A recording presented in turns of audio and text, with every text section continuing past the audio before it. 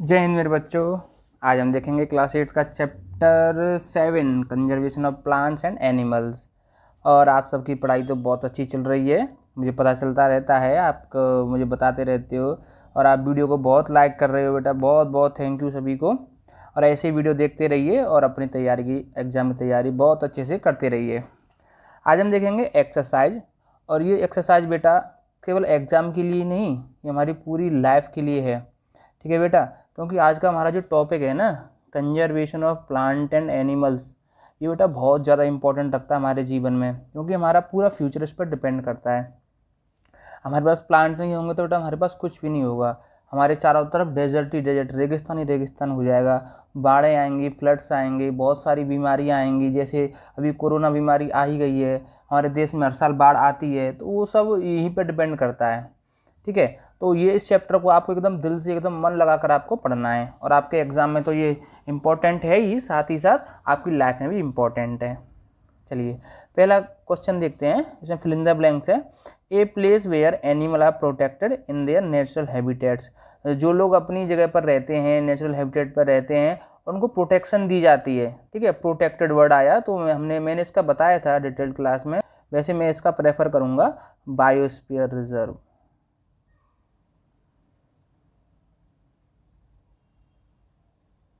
ठीक, biosphere reserve में वो प्रोटेक्ट किए जाते हैं। सेंचुरी बायोस्फीयर रिजर्व का ही क्या एक सिनोनिम्स है। ठीक है, दोनों एक ही चीज हैं। नेक्स्ट है species found only in particular area. किसी एक पर्टिकुलर एरिया में पाई जाती हैं, उनको बोलते हैं एंडेमिक स्पेसीज। आपको डिटेल क्लास के लिए सिर्फ जस्ट फर्स्ट पहली वाली वीडियो पे जाना होगा, वहाँ मैंने डिटेल में आपको सारी चीज़ें समझाई हैं। ठीक है, migratory bird fly to far places because of climatic changes. मैंने बताया था, दूसरे देश से दूसरे देश में पक्षी जाते हैं, क्यों? क्योंकि वहाँ पर टेम्परेचर बढ़ जाता है या कम हो जाता है, तो अपने फेवरेबल टेम्परेचर को ढूंढने के लिए वो दूसरी जगह पर जाते हैं। चलिए अब आगे चलते हैं क्वेश्चन नंबर 2 की तरफ। Differentiate between the following wild life sanctuary and biosphere reserve. दोनों में डिफरेंस मैंने आपको बताया था। वाइल्ड लाइफ सेंचुरी क्या होगी बेटा? वाइल्ड लाइफ सेंचुरी वो होगी जहाँ पर उनको प्रोटेक्शन दी जाती है। प्रोटेक्शन, ये वर्ड ध्यान रखना है। सेंचुरी का मतलब प्रोटेक्शन, और रिजर्व का मतलब है क्या कर दिया गया? प्रो ये भी प्रोटेक्टेड एरिया होता है, लेकिन ये this is the protected area.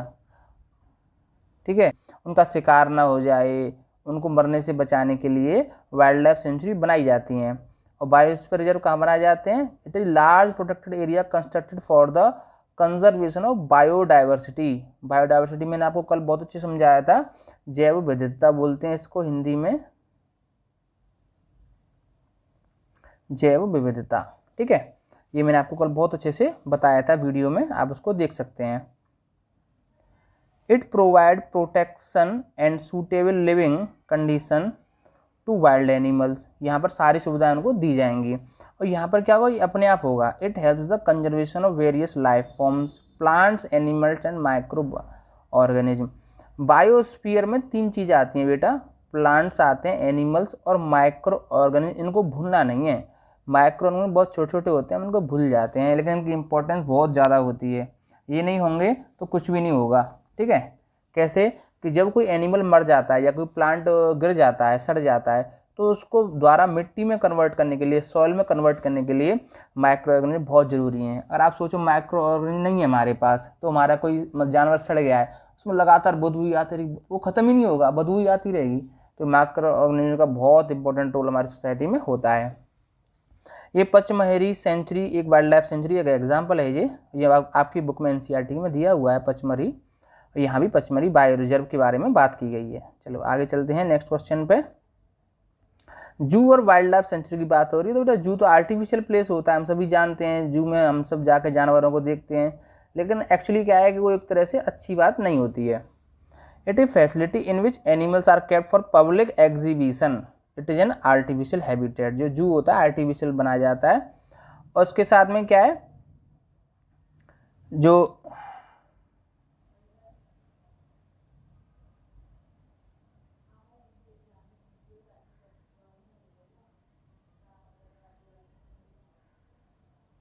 और वाइल्ड लाइफ सेंचुरी क्या होती है? Area where animal are protected, possible danger such as hunting, शिकार वगैरह से बचाने के लिए यहाँ पर एनिमल्स को रखा जाता है और उसके अंदर कोई भी किसी का भी जाना मना होता है।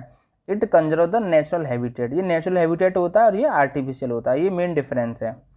एंडेंजर्ड स्पेसीज और एक्सटेंट स्पेसीज, एंडेंजर्ड स्पेसीज बेटा वो स्पेसीज होती हैं जो खत्म होने की कगार पर हैं या विलुप्त होने की कगार पर हैं, और एक्सटेंट स्पीसीज वो जो खत्म हो चुकी हैं, हो चुकी बेटा गई ये तो काम से, ठीक है, अभी हमको देखने को ये नहीं मिलेंगी, ठीक है। तो endangered species it is the population, यहाँ देखिए, it is the population of species that is on verge of becoming extent, खत्म होने की कगार पर आ गई हैं हमारी वजह से ही, एटमॉस्फेयर में चेंज की वजह से, एनवायरनमेंट में चेंज की वजह से वो सब हो रहा है, ठीक। और ये क्या है? It is population of species that is no longer exist, अब ये हमारे पास प्रेजेंट नहीं है, नो लॉन्गर एग्जिस्ट, ठीक है। तो इसके एंडेंजर्ड के एग्जांपल क्या है? ब्लू व्हेल है, बहुत कम बची हैं, टाइगर बहुत कम बचे हैं, लियोपार्ड हैं, बहुत कम बचे हैं। ख़त्म क्या हो गया? डोडो एक पक्षी है। पैसेंजर पिजन, वाह कबूतर जा जा जा, ठीक है, वो जो कबूतर होता था वो अलग टाइप का होता था, पिजन जो हमारे मैसेज लेके जाता था वो ख़त्म हो चुके हैं बेचारे, कोई बचे ही नहीं वो। नेक्स्ट आता है फ्लोरा एंड फोना। तो बेटा फ्लोरा मैंने बताया था, प्लांट्स की बात होती है, it refers to all living plants in particular area, और फोना क्या होता है? It refers to all animals. Flora fauna ये दो चीज़ होती हैं, फ्लोरा का मतलब प्लांट्स और फोना का मतलब एनिमल्स। तो इनके जैसे साल, टीक, मैंगो, ये एक स्पेशल टाइप के प्लांट्स हैं जो कुछ पर्टिकुलर एरिया में पाए जाएंगे, ये पहाड़ों पे नहीं पाए जाएंगे, ये समुद्र के किनारे नहीं पाए जाएंगे, ऐसे ये लियोपार्ड, वॉल्फ, वाइल्ड डॉग ये जंगलों में ही पाए जाएंगे, ठीक है। तो ये पचमरही बायोरिजर्व में ये दिखाए गए हैं जो आपके चैप्टर में दिया गया है। Discuss the effect of deforestation on the following, deforestation के इफेक्ट क्या क्या है बेटा? बहुत बुरे इफेक्ट हैं डिफॉरेस्टेशन के, कैसे देखते हैं। वाइल्ड एनिमल्स के लिए क्या है? तो वाइल्ड एनिमल्स का शेल्टर चला जाएगा, उनके घर चले जाएंगे, ठीक है, और उनको फूड नहीं मिलेगा तो वो मर जाएंगे, तो धीरे धीरे वो रेड डाटा बुक में पहुंच जाएंगे, एंडेमिक स्पीशीज में आ जाएंगे, फिर रेड डाटा बुक में पहुंच जाएंगे, और रेड डाटा बुक के बाद फिर वो सीधे सीधे एक्सटेंट हो जाएंगे, ख़त्म हो जाएंगे। Deforestation is removal of tree और other vegetation from an area for, किसके लिए फॉरेस्ट काटे जाते हैं? Industrial, agriculture and other purpose. Other purpose क्या है?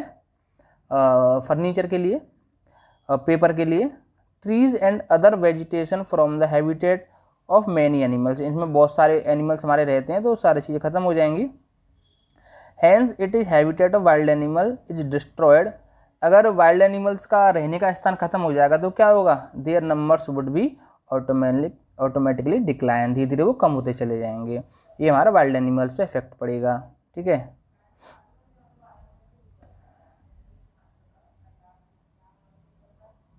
सेकंड है एनवायरनमेंट पे क्या इफेक्ट पड़ेगा? तो बेटा एनवायरनमेंट तो बहुत एनवायरनमेंट तो बहुत इफेक्ट पड़ने वाला है। क्या? Deforestation is removal of trees, sorry, plants absorb CO2, environment में हमारी जो CO2 होती है जो हमारे मुंह से निकलती है, ठीक है, मुंह से क्या निकलती है? CO2 निकलती है, और प्लांट क्या लेते हैं? CO2 को ले लेते हैं, और ये क्या देते हैं? O2 देते हैं, और O2 हमारे काम आती है, तो एक साइकिल बनी हुई है ये, ठीक है, इधर से CO2 जाएगी और O2 आएगी, और जो प्लांट नहीं होंगे तो CO2 को लेगा कौन? तो CO2 हमारे एटमॉस्फेयर में जमा होती चली जाएगी। It performs photosynthesis, plants absorb CO2 perform photosynthesis, photosynthesis के लिए वो CO2 लेते हैं, ठीक है, और इसके बाद में क्या देते हैं? हमको O2 देते हैं। इफ प्लांट्स आर डिस्ट्रॉय, अगर प्लांट खत्म हो जाएंगे, the level of CO2 atmosphere will rise, हमारे एटमॉस्फेयर में CO2 का लेवल बढ़ता चला जाएगा, और इससे क्या होगा? हीट रेडिएशंस बढ़ जाएंगे, गर्मी ज़्यादा हो जाएगी, टेम्परेचर बढ़ जाएगा, तो उससे क्या हो जाएगा? ग्लोबल वार्मिंग हो जाएगी, और ग्लोबल वार्मिंग से क्या हो जाएगा? अर्थ का जो नेचुरल वाटर साइकिल डिस्टर्ब हो जाएगी, माने बरसात में डिस्टर्बेंस हो जाएगा। जो बरसात हमारी जुलाई अगस्त में होनी चाहिए वो कहाँ फिर होगी? वो अक्टूबर नवंबर में होगी, जैसे अभी हमारी हो रही है, इसका मतलब हम इसी स्टेज पर चल रहे हैं। As a result there will be change in rainfall pattern, rainfall का पैटर्न चेंज हो जाएगा, तो क्या होगा, बाढ़ आएगी और सूखा आएगी, कहीं पर तो बाढ़ आएगी, कहीं पर सूखा आएगी।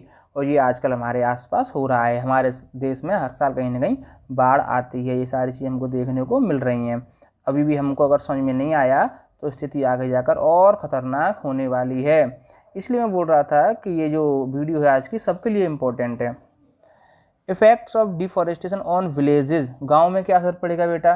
तो देखो, हमारे पास आसपास पेड़ पौधे नहीं होंगे, तो सबसे पहली बात तो ये है कि जो वो हमारे पेड़ पौधे की जो रूट्स होती हैं, जड़ें होती हैं, ठीक है, वो क्या करती हैं, मिट्टी को बांध के रखती हैं, मिट्टी को बांध के रखती हैं। और जब पेड़ हमारे नहीं होंगे तो मिट्टी बंधेगी नहीं, तो मिट्टी हमारी फैलने लगेगी, फैलेगी तो क्या होगा, एक तरह से डेजर्ट की फॉर्म बन जाएगी, डेजर्ट बन जाएंगे। और क्या होगा, मिट्टी के अंदर वाटर होल्डिंग कैपेसिटी भी कम हो जाएगी, ठीक है, मिट्टी हमारी वाटर को होल्ड नहीं कर पाएगी, तो हमारी जो क्रॉप है, फसल है, वो ग्रो नहीं हो पाएगी, ठीक है। तो ये सारे इफेक्ट होने वाले हैं विलेजर्स के लिए, क्योंकि विलेजर्स क्या है, खेती पर ही डिपेंड करते हैं। Roots of plants hold soil particles together. In the absence of plants, the top layer of soil will easily removed by action of high speed wind और water flow। पानी बहेगा, बारिश बरसात आएगी या तेज हवा चलेगी तो क्या होगा, मिट्टी बह जाएगी, ठीक है। The deforestation increase the chances of soil erosion, मृदा अपरदन बोलते हैं इसको हिंदी में। As a result soil losses humus and become less fertile, कम उपजाऊ हमारी हो जाएगी और उसके अंदर क्या होगा, नमी बिल्कुल नहीं रहेगी। And A fertile land which is source of living for farmers, जब हमारी मिट्टी उपजाऊ नहीं रहेगी तो जो ग्रामीण लोग हैं उनको रोजगार कहाँ से मिलेगा, उनको खाना कहाँ से मिलेगा, नहीं मिलेगा, ठीक है। चलो, effect of deforestation on cities, शहरों पर क्या असर पड़ेगा बेटा? शहरों पर असर ये पड़ेगा कि वहाँ पर CO2 का लेवल बढ़ता जा रहा है। CO2 बढ़ती जाएगी तो क्या होगा, विभिन्न प्रकार की बीमारियाँ हमारे शरीर को हो जाएंगी और हम उम्र से पहले, बिफोर एज, क्या हो जाएंगे, हॉस्पिटलाइज्ड, हॉस्पिटल में भर्ती हो जाएंगे, तो हमारा बुढ़ापा बहुत खत्म होने वाला है, ठीक है, दवाई खा खा के जिंदा रहेंगे हम लोग। Deforestation in cities increase the risk of many natural calamities like floods, droughts in that area, बाढ़ सूखा आ सकता है। और क्या होगा, ग्लोबल वार्मिंग बढ़ेगी, क्योंकि CO2 का लेवल बढ़ रहा है, तो उससे क्या होगा, और शहरों में क्या होते हैं, व्हीकल्स होते हैं, इंडस्ट्रियल पॉल्यूशन होता है, उससे क्या होगा, एयर पॉल्यूशन बढ़ता जाएगा, CO2 बढ़ती जाएगी। दिस इंक्रीज टेम्परेचर बढ़ जाएगा, तो नेचुरल वाटर साइकिल क्या होगी, डिस्टर्ब हो जाएगी, ठीक है। तो इतना सारा शहरों के अंदर भी हमको प्रसाद मिलने वाला है। Effect of deforestation on earth, earth पर क्या असर पड़ेगा, तो अर्थ की पूरी साइकिल चेंज हो जाएगी। डिफॉरेस्टेशन क्या होगा, डिजर्टिफिकेशन होगा, डिजर्टिफिकेशन माने जगह जगह रेगिस्तान बनने शुरू हो जाएंगे। ड्राउट, सूखा पड़ेगा, बाढ़ आएगी तो क्या होगा, कहीं की मिट्टी कहीं जाके जमा होगी, तो पूरी हमारी अर्थ का पूरा चेंज हो जाएगा। Increase deforestation can also increase the level of CO2 on the earth, हमारी अर्थ पर CO2 बढ़ती जाएगी। हमको पता है CO2 हमारी अर्थ पर कितनी है, 0.3% है, इससे फिर और ऊपर बढ़ती जाएगी वो, ठीक है। It will lead to increase temperature बढ़ेगा, ग्लोबल वार्मिंग बढ़ेगी, और क्या होगा, नेचुरल वाटर साइकिल डिस्टर्ब होगी। ग्लोबल वार्मिंग से इफेक्ट क्या होता है, नेचुरल वाटर साइकिल डिस्टर्ब होती है, और नेचुरल वाटर साइकिल से क्या होता है, ड्राउट्स एंड फ्लड्स आते हैं, बारिश और बाढ़ आती है। तो ये सब प्रसाद हमको मिल रहे हैं और आगे जाके और मिलेंगे, अगर हमने क्या नहीं किया, हमने प्लांटेशन करना शुरू नहीं किया। नेक्स्ट जनरेशन को क्या प्रसाद मिलेगा बेटा इससे, deforestation is slowly changes our environment condition, हमारा एनवायरनमेंट धीरे धीरे चेंज होता चला जाएगा, ठीक है। और इससे क्या होगा, ग्लोबल वार्मिंग इंक्रीज होगी, सॉइल इरोजन बढ़ेगा, ग्रीन हाउस इफेक्ट बढ़ेंगे, डाउट सूखा पड़ेगा, बाढ़ आएगी और अदर ग्लोबल वार्मिंग होंगी। कितना सिंपल ये चैप्टर मैं आपको समझा रहा हूँ, लेकिन कितना इंपॉर्टेंट है आप ये भी देख रहे होगे। तो हमारी नेक्स्ट जनरेशन जो है बहुत सारी समस्याओं का सामना करने वाली है। चलिए क्वेश्चन नंबर 4 देखते हैं। What will happen we go to cutting trees, अगर हम और पेड़ काटते चले गए तो क्या क्या होने वाला है। तो क्या होगा, हम वही सारी चीज़ें जो मैंने पहले आपको बताई हैं, ट्रीज कटेंगे तो क्या होगा, डेजर्ट बनेंगे, डेजर्टिफिकेशन होगा, CO2 का लेवल बढ़ेगा, नेचुरल वाटर साइकिल चेंज होगी, रेनफॉल पैटर्न चेंज होगा, कहीं पर ड्राउट होगा, कहीं पर फ्लड आएगी, बाढ़ आएगी, तो वही सारी चीज़ें घूम घूम कर आपके सामने आ रही हैं, ठीक है। तो वही ये आंसर इसमें लिखा हुआ है। इसकी PDF मैं वीडियो के डिस्क्रिप्शन में डाल दूंगा। The habitat of animal is disturbed, किसी एनिमल के रहने की जगह डिस्टर्ब कर दी तो क्या होगा, वो एनिमल का प्रोटेक्शन नहीं होगा, वो एनिमल वहाँ से फिर अपनी जगह पर जाना चाहेगा, दूसरी जगह जाएगा। मान लो कोई एनिमल यहाँ पर रह रहा है, इस घर में रह रहा है, और इसको हमने ख़त्म कर दिया तो यहाँ से यहाँ जाएगा फिर बेचारा, ठीक है, यहाँ जाएगा। और रास्ते में किसी ने उसको मार दिया तो, और यहाँ पर गया, यहाँ पर उसको वो सारी चीज़ें नहीं मिली जो यहाँ मिल रही थी, तो क्या होगा, वो ख़त्म हो जाएगा, तो रेड डाटा बुक में उसका नाम चला जाएगा। The habitat of animal provides necessity of such shelter food protection, उसका घर उसके लिए सारी चीज़ें देता है, ठीक है। तो वो क्या होगा, if habitat of animal disturb it force to go other place in search of food and shelter, the animal could get killed by other animals in this process, वो मर भी सकता है, एक तरह से हम उसकी हत्या कर रहे हैं। नेक्स्ट है the top layer of soil is exposed, अगर हमारी ऊपर मिट्टी की ऊपर वाली सतह अगर ख़त्म हो गई तो क्या होगा, तो बेटा हमारी जो मिट्टी है उसकी ऊपर की सतह है वो नरम है, कैसी है, सॉफ्ट है, और नीचे वाली कैसी है, नीचे वाली कैसी है, हार्ड है, ठीक है। तो सॉफ्ट में क्या होती है, क्रॉप ग्रो होती है, तो धीरे धीरे अगर ये ख़त्म हो जाएगी तो हार्ड वाली आ जाएगी, फिर ये हट गई यहाँ से तो हार्ड वाली आ जाएगी, और हार्ड के अंदर क्रॉप ग्रो अच्छे से नहीं हो पाती है, तो ये हमारे अंदर ये हमको देखने को मिलने वाला है। If top layer of soil export then there will gradually export lower layer of soil, this is hard and rocky in nature, the type of soil less fertile, it contains less humus, उसमें मिट्टी में उस मिट्टी में पानी रुकेगा नहीं, ठीक है, तो क्या हुआ, फसल ग्रो नहीं हो पाएगी, क्रॉप ग्रो नहीं हो पाएगी। Continued solution will make the land barren, barren माने होता है अनुपजाऊ या बंजर और इनफर्टाइल, ऐसी हमारी मिट्टी हो जाएगी तो हमें कुछ भी खाने पीने को नहीं मिलेगा, फिर हम प्लास्टिक खाएंगे हैं प्लास्टिक खाएंगे। अभी हम क्वेश्चन आंसर देखने वाले हैं। Why should we conserve biodiversity protect, तो हमको बायोडाइवर्सिटी क्यों बचाना चाहिए, ये तो कोई बड़ी बात नहीं है बेटा, इसे हम सब जानते हैं। Biodiversity refer to number of variety like from plants, animals, micro organism in that area. मैंने बताया था बायोडाइवर्सिटी का मतलब ये 3 चीज़ें होती हैं। तो plants animal depend on each other होते हैं, ठीक है, और this means the destruction of either of the two will affect the life of other. अगर प्लांट्स चले जाएंगे तो एनिमल्स खतरे में आ जाएंगे, और एनिमल्स चले जाएंगे तो प्लांट्स को भी थोड़ा बहुत नुकसान होने वाला है। And we need conserve biodiversity to maintain balance of nature, तो नेचर का बैलेंस बनाए रखने के लिए बायोडाइवर्सिटी को हमको कंजर्व करना पड़ेगा।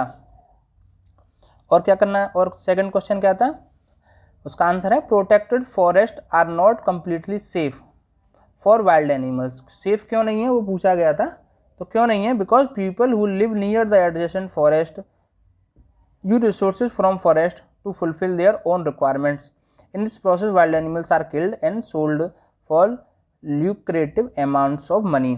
तो क्या होता है, ये ऐसे मान लो हमारा ये कोई जंगल है और इसके आसपास कुछ लोग रहते हैं, ठीक है, इस फॉरेस्ट को रिजर्व किया गया है, ठीक है, प्रोटेक्ट किया गया है, इसमें कोई भी अंदर नहीं आएगा।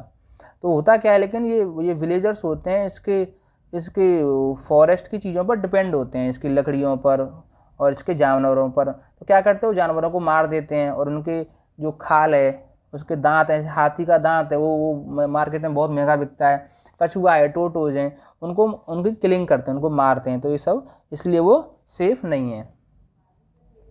सी है tribes gathered food fodder and fallen branches of tree and from forest and they depend on forest for their daily requirement। तो हाँ, तो थर्ड क्वेश्चन था कि ट्राइब्स उन पर कैसे डिपेंड है, तो इस तरह से डिपेंड है, जो जनजातियाँ होती हैं, जो आदिवासी लोग होते हैं, वो जंगलों पर निर्भर रहते हैं, क्योंकि वो वही चीज़ें खाते हैं, उनको अलग से खाने के लिए कुछ नहीं चाहिए होता है, ठीक है।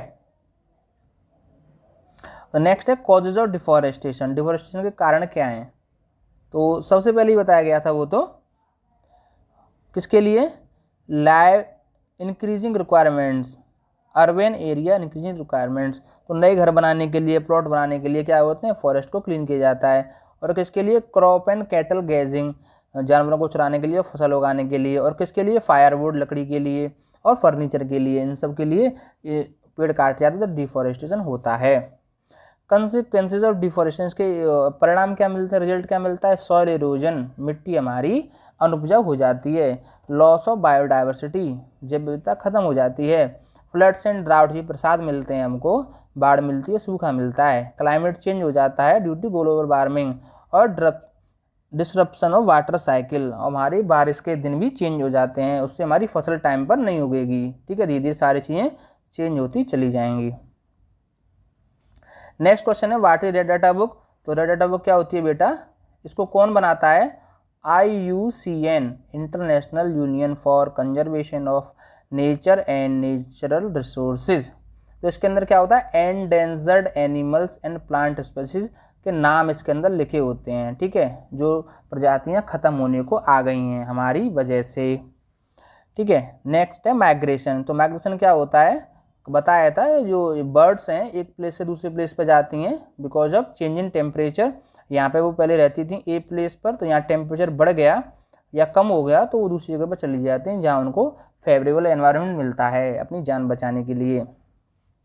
ठीक है, तो ये क्या होता है, यही होता है हमारा migration, refers to movement of an organism और group of organism from its natural habitat to another place at a particular time every year. Organism migrates from one place to another to avoid inhabited climate conditioning for their breeding. प्रजनन करने के लिए, अपने जैसे दूसरे लोग पैदा करने के लिए वो ये सब काम करते हैं। चलिए क्वेश्चन नंबर 6 बहुत ज़्यादा इंपॉर्टेंट है। In order to meet the ever increasing demand in factories for shelter, trees are being cutting continuously. लगातार पेड़ काटे जा रहे हैं, तो इसके लिए आपको प्रोजेक्ट बनाना है, एक रिपोर्ट तैयार करनी है। ये तो बहुत बड़ा काम हो गया। रिपोर्ट में आप क्या लिखोगे, मैं आपको वैसे मुंह से बोल देता हूँ, बाकी ये आपको PDF मिल जाएगी। रिपोर्ट में क्या लिखोगे, हम ट्री को कट करेंगे, ये हमने ट्री को कट किया तो क्या होगा, इससे क्या क्या इंक्रीज होगा, CO2 का लेवल इंक्रीज होगा, और क्या होगा, टेम्परेचर इंक्रीज होगा। टेम्परेचर इंक्रीज होगा तो क्या होगा, ग्लोबल वार्मिंग होगी। ग्लोबल वार्मिंग हो जाएगी तो क्या होगा, नेचुरल वाटर साइकिल जो है डिस्टर्ब हो जाएगी। वाटर साइकिल क्या हो जाएगी, डिस्टर्ब हो जाएगी। उससे क्या होगा, ड्राउट्स होंगे, मतलब सूखा पड़ेगा, और क्या होगा, फ्लड्स आएगी, बाढ़ आएगी, ये सारी चीज़ें होने वाली है। तो प्रोजेक्ट में हमको यही सारी चीज़ें लिखकर समझानी हैं, और हमारी बायोडाइवर्सिटी क्या हो जाएगी, ख़त्म हो जाएगी। ठीक है, और हमारी जो सॉइल है वो कैसी हो जाएगी, बैरन हो जाएगी या इनफर्टाइल हो जाएगी। तो ये ही हमको रिपोर्ट में लिख के बताना है। Question number 7, how can you contribute to the maintenance of green wealth to your locality. आप इसमें क्या कर सकते हो अपने आसपास के लोगों को समझाने के लिए। हम बहुत कुछ कर सकते हैं। क्या कर सकते हैं, देखो ये हमारा घर है, ठीक है, चलो घर जैसा बना देते हैं, ये हमारा घर है, ठीक है, ये हमारा घर है, ठीक है। तो हम क्या कर सकते हैं अपने बेसिस पर, तो हम अपने घर के आसपास क्या कर सकते हैं, प्लांट लगा सकते हैं। पहला काम तो ये कर सकते हैं, ठीक है। दूसरा क्या कर सकते हैं, अपने पड़ोसियों को बोल सकते हैं। पड़ोसियों को भी बोल दिया हमने, अंकल आंटी को बोल दिया। और क्या कर सकते हैं, अपने एज ग्रुप के फ्रेंड्स को भी इसमें इन्वॉल्व कर सकते हैं कि हमको क्या करना चाहिए, नए प्लांट्स लगाने चाहिए, और जो प्लांट्स लगा दिए हैं उनको वाटरिंग करना चाहिए। और वो पूछेंगे आपको ये सब क्यों करना चाहिए, तो आप उनको पूरी कहानी बता दोगे। प्लांट नहीं होंगे तो क्या होगा, CO2 का लेवल बढ़ेगा, CO2 का लेवल बढ़ेगा तो क्या होगा, वो सारी चीज़ें आप उनको बार बार समझाएंगे। तो हो सकता है आपकी एक बहुत अच्छी टीम बन जाएगी और आपका काम अच्छे से हो जाएगा, ठीक है।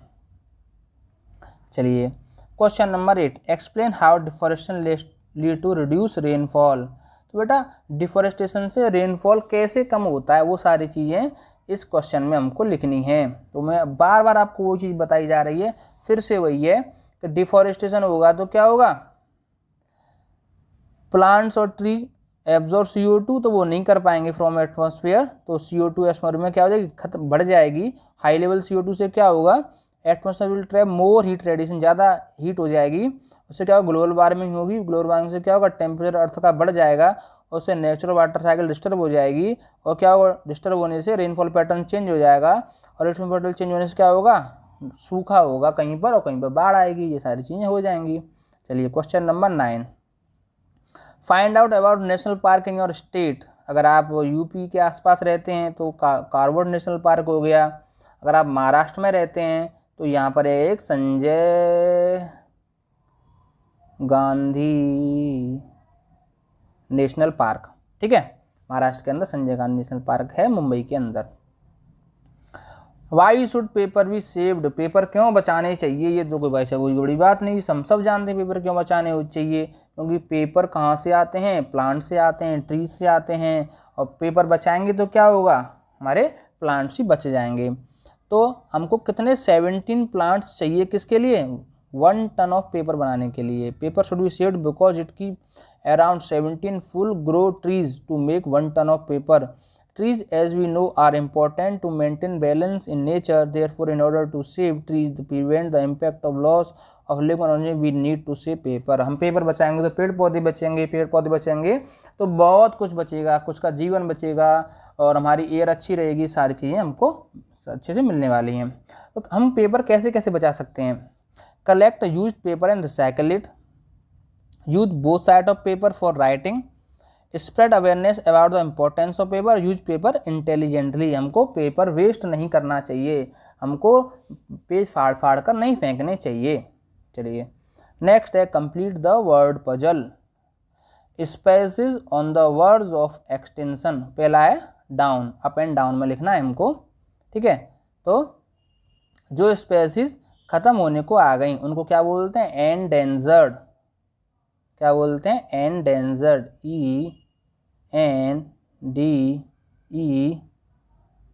ENDE endangered.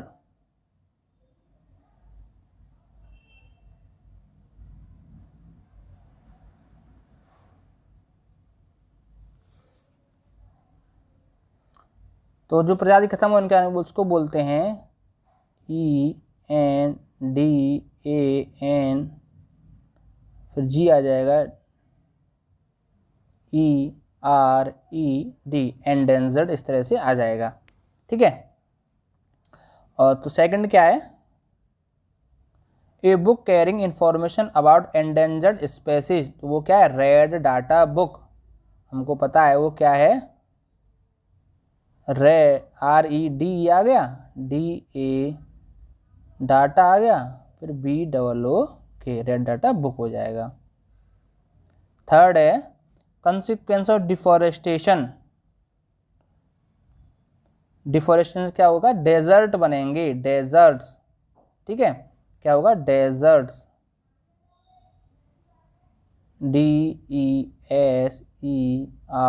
DESERTS, डेजर्ट्स बनने शुरू हो जाएंगे, ठीक है। नेक्स्ट है स्पेसीज विच हैज वेनिस्ड, उसको बोलते हैं डिस्टिंक्ट। क्या बोलते हैं? डिस्टिंक्ट। उसको बोलते हैं एक्सटिंक्ट, ठीक है। और जो स्पेसीज होती हैं would found in particular habitat, उसको बोलते हैं endemic. Of variety of plants and microorganism found in an area, उसको बोलते हैं बायोडाइवर्सिटी। तो इस तरह से हमने एक्सरसाइज कंप्लीट कर ली है ये, और अब मुझे पूरी उम्मीद है आपको ये वीडियो बहुत पसंद आएगी, और जुड़े रहिए हमारे साथ, चैनल को सब्सक्राइब कीजिए। तब तक मिलते हैं नेक्स्ट वीडियो में। जय हिंद, जय भारत।